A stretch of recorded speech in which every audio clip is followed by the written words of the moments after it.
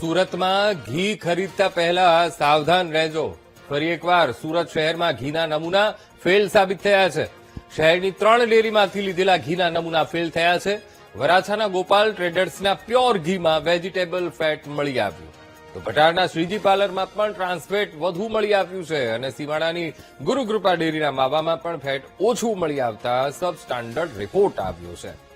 હવે સુરતમાં આ જો 3 ડેરીમાંથી ઘી ખરીદતા હો તો ચેતી જજો, કારણ કે સબ સ્ટાન્ડર્ડ જાહેર થયા છે. આ ઘીના નમૂના અહીંથી જે સ્થાનિક તંત્રએ, આરોગ્ય તંત્રએ લીધા હતા એ ફેલ થયા છે. 3 દુકાનના સેમ્પલ ફેલ ગયા છે.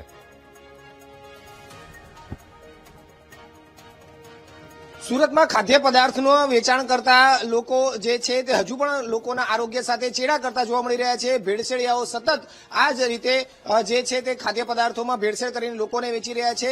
ઘી હોય, દૂધ હોય, માવાની મીઠાઈ હોય અથવા માવા હોય, તમામમાં અત્યારે ભેળસેળ જોવા મળી રહ્યું છે. વધુ 3 આ જ પ્રકારના વેપારીઓ જે છે તે ભેળસેળ કરતા હોવાનું સામે આવ્યું છે. તેને લઈને હવે મહાનગરપાલિકાની કડક કાર્યવાહી શરૂ કરવાના પણ આદેશ કરી દેવામાં આવ્યા છે.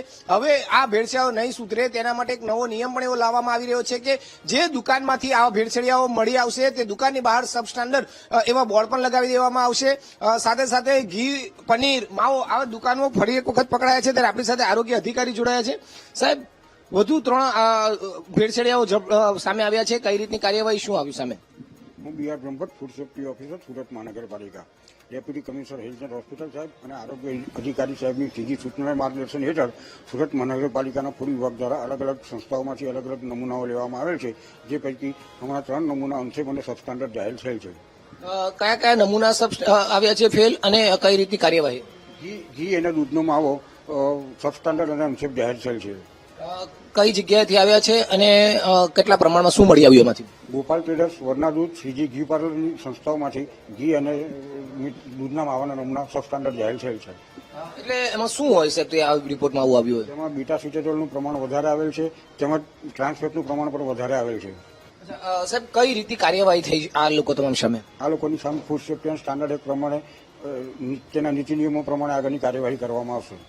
વારંવાર આ લોકોને પાસે આજના રિપોર્ટ લેવાય છે, સબ સ્ટાન્ડર્ડ આવે છે, અખાદ્ય આવે છે, સુધરતા નથી, મળી જ આવે છે. તો કડક કાર્યવાહી કઈ રીતે હવે લોકો બીજા પણ આ લોકો ન કરી શકે તે માટે? ફૂડ સેફ્ટી એન્ડ સ્ટાન્ડર્ડ એક્ટના કાયદામાં જે પણ જોગવાઈઓ છે તે પ્રમાણે કડકમાં કડક કાર્યવાહી કરવામાં આવશે.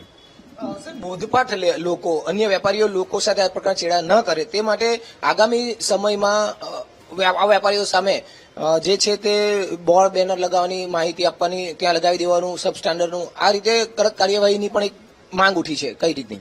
કાયદામાં જે જોગવાઈઓ છે તે પ્રમાણે તેમની સામે કડકમાં કડક કાર્યવાહી કરવામાં આવશે. રોજે રોજ એક એવી સૂચના આપી છે, રોજે રોજ સેમ્પલ લેવાના આરોગ્ય વિભાગના અને કોઈ પણ આવાને છોડવાના નથી. શું કહેશો? સુરત મહાનગરપાલિકાના ફૂડ વિભાગ દ્વારા રોજે રોજ સેમ્પલિંગની કામગીરી ચાલુ જ હોય છે. અને પછી કઈ રીતની કાર્યવાહી? સેમ્પલ લઈને ટેસ્ટ માટે લેબોરેટરીમાં મોકલી આપવાના હોય છે.